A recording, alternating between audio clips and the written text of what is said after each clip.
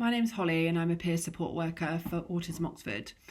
I was diagnosed in the summer of 2023 with combined type ADHD, which means I present with both hyperactive and inattentive symptoms.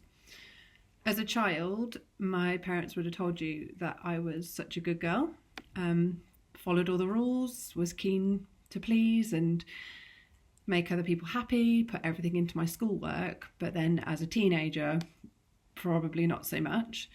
It became harder for me to focus on tasks that I found difficult or that I didn't understand very quickly, and I just found it easier to be removed from a classroom with challenging behaviour or defiant behaviour than I did raising my hand and asking for help and showing that I was vulnerable.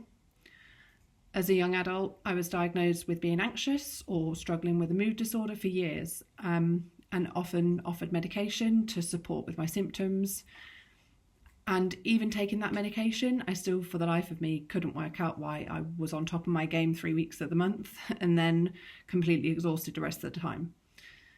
Anyone that knows me knows that I'm either an all or nothing kind of person. So I'm either healthy eating, drinking 2 litres of water a day, doing 10,000 steps, or surviving on chocolate crisps, Pepsi Max Cherry, and taking the occasional daytime nap. And this genuinely can just change for me overnight. I am an oversharer. I talk excessively and there is no conversation off limits for me.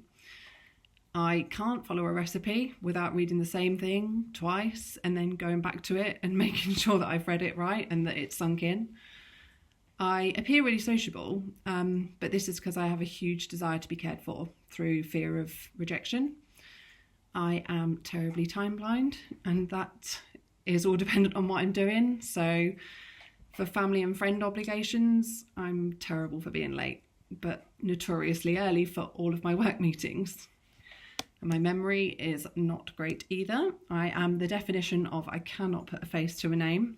And I have the ability to lose my phone even when it's in my hand. But on the flip side to this, I also make friends really easily. I'm kind and compassionate towards other people, and I have a genuine interest in other people and their lives.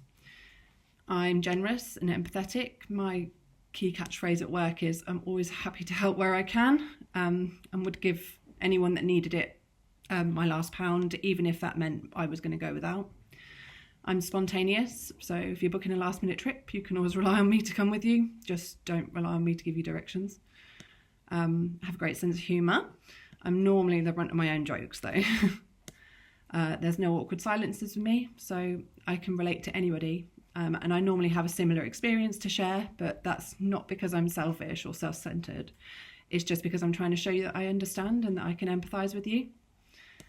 I often wonder what my life would be like now if I was diagnosed earlier on, but I've developed some really good strategies in life and have a job that allows me to progress on my journey of self-discovery.